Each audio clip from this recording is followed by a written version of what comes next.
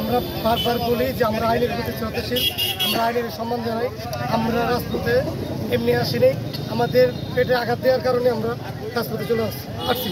আর আমাদের লাইসেন্সে আপনার দেখা গেছে একদিন পর পর সেটা আমরা প্রত্যাহার চাই। আমরা প্রতিনিয়ত প্রতিদিন গাড়ি চালাবো। মাননীয় উপদেষ্টা যারা আছেন, যারা রাষ্ট্র পরিচালনা করতেছেন, জোর দাবি জানাচ্ছি জামালপুরের প্রশাসনের উপরে আপনারা এই বিষয়গুলো বলে দেন। কারণ আমরা এই অসহায় মানুষগুলো কোথায় যাবে?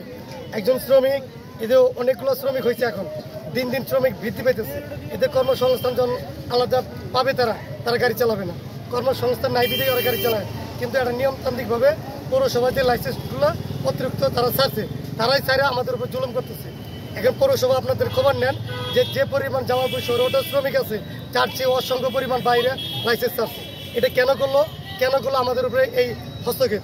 আমরা এটার তীব্র নিন্দা ও প্রতিবাদ জানাই।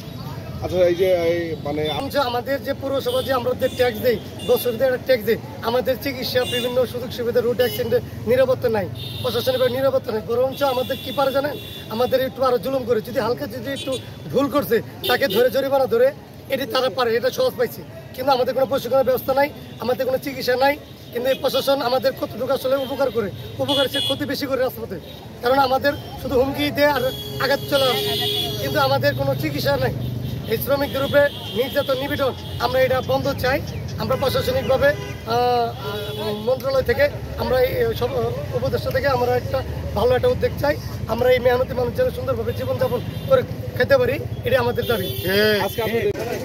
জামালপুর জেলা, জামালপুর পৌরসভা ইজি বাইকের যে লাইসেন্স আছে, সেই লাইসেন্সের মূল্য বৃদ্ধি করার প্রতিবাদে সাধারণ অটো চালক, মালিক এবং শ্রমিক ঐক্য হয়ে এটার নিন্দা প্রস্তাব জানাইছে। সেজন্য সকাল 6টা থেকে দুপুর 2টা পর্যন্ত কর্মবিরতি আমরা অংশগ্রহণ করেছি। যে এখানে কর্মবিরতির মধ্যে যে সমস্ত গাড়ি রুগী নিয়ে আসে, খাদ্য সামগ্রী নিয়ে আসে, তাদেরকে আমরা বাধা দিই না। এবং আমাদের দাবি হচ্ছে যে কয়েক ধাপ লাইসেন্সের রিনিউ বাড়াইছে।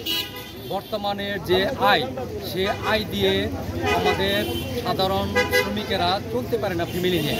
এরপর যদি লাইসেন্সের টাকা বাড়ায় ধরে, তাহলে আমরা কীভাবে চলবো? যার জন্য আমাদের যার মতো গাড়ি গ্যারেজে রেখে দিয়েছি, আমরা রাস্তায় দেখতেছি সাধারণ মানুষ চলতেছে, আমরা এটাই উপভোগ করতেছি। আমরা কারো বাধা দিচ্ছি না, যার মতো চলতেছে। আমাদের দাবি না মানা পর্যন্ত আমরা রাজপথে এইভাবেই থাকবো, গাড়ি গ্যারেজ থেকে বের করবো না।